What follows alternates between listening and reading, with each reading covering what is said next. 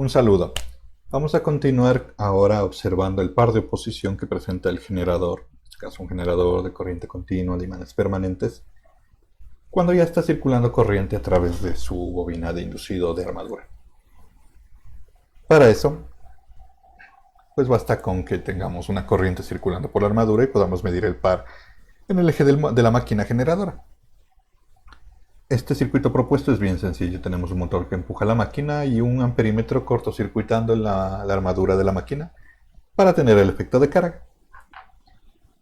La implementación de esa misma manera será bastante simple. Necesitamos simplemente el motor de continua de imanes permanentes 8213, el dinamómetro de 4 cuadrantes 8960 como impulsor, la interfaz de adquisición de datos 9063. Luego, conexiones rápidas. La interfaz de adquisición tiene que estar alimentada con 24 voltios. Se observa acá el LED que marca el encendido. Las salidas A y B del codificador de velocidad me van a dejar medir la velocidad de la máquina. No hay que olvidar que esto tiene una tierra porque es unas salidas digitales, que es esta de acá. Y el par voy a medir en la salida que dice T,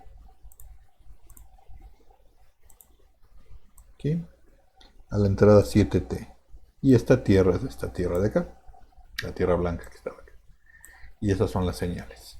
Luego la armadura del generadorcito, la máquina le voy a conectar en cortocircuito a través de un amperímetro, pasando por el terminal rojo de acá, que es el de mayor corriente, puede medir hasta 40 amperios, el terminal negativo del amperímetro, y ya está en cortocircuito la armadura a través de un amperímetro. Clic derecho para bajar los paneles, y con clic de eje a eje conecto la correa que va a hacer que se mueva una máquina y la otra. Luego enciendo este instrumento, pongo en modo dinamómetro y buscamos la función de motor de impulsión freno positivo. En este caso lo que vamos es alimentar la máquina, va a girar, y el par, en el rango de par que queremos, vamos a poder medir el par de oposición de la máquina. Básicamente esta función, para eso nos sirve este caso. Hay que recordar que la velocidad que marca acá el instrumento no es la misma que la del encoder acá. En reglajes, clic derecho, hay que marcar 180, la cantidad de pulsos del codificador que tiene, para que mida la velocidad de esta maquinita. Entonces, una vez que está ahí, podríamos hacer esto también con freno de par negativo. El giro sería antihorario nada más.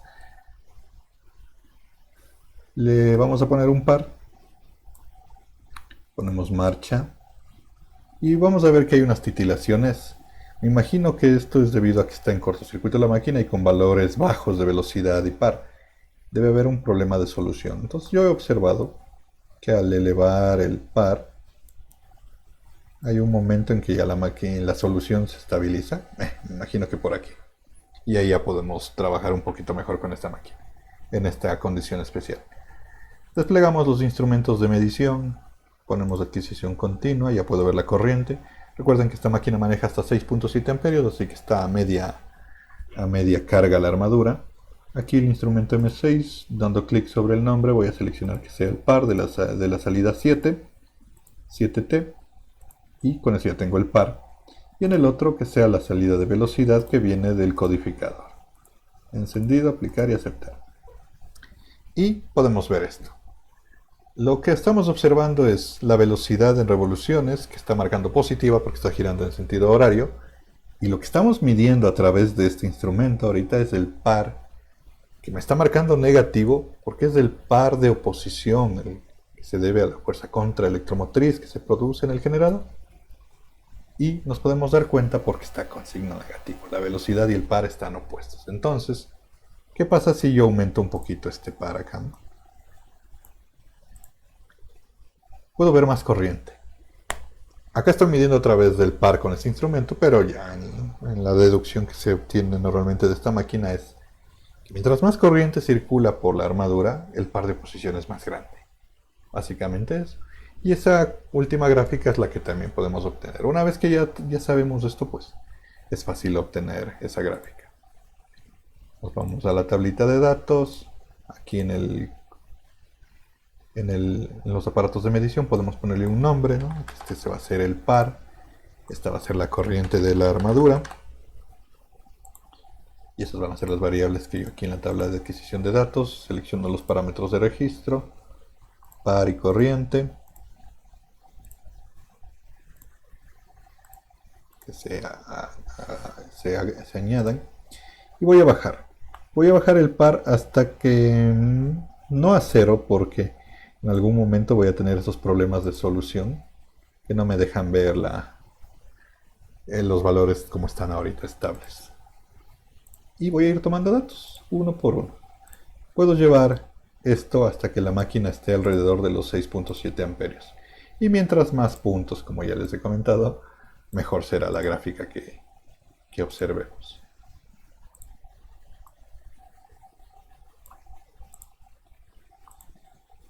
Ahí ya está en 6.26.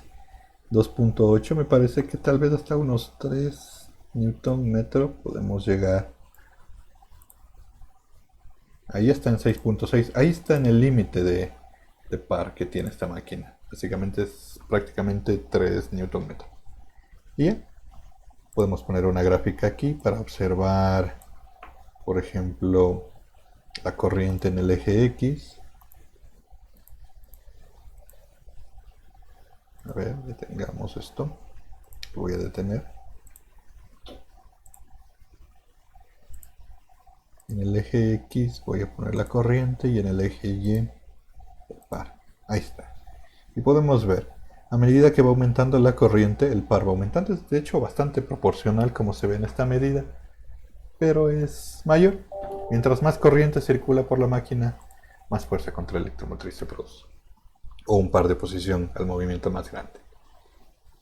Eso podemos obtener entre otras posibles aplicaciones que podría tener este generador de corriente continua. Si hacemos con el giro en sentido antihorario va a salir lo mismo, solo que al revés, la curva, los valores al revés, nada más. Muchas gracias por su atención. Esto sería lo que tenemos que comentar sobre el motor de imanes permanentes.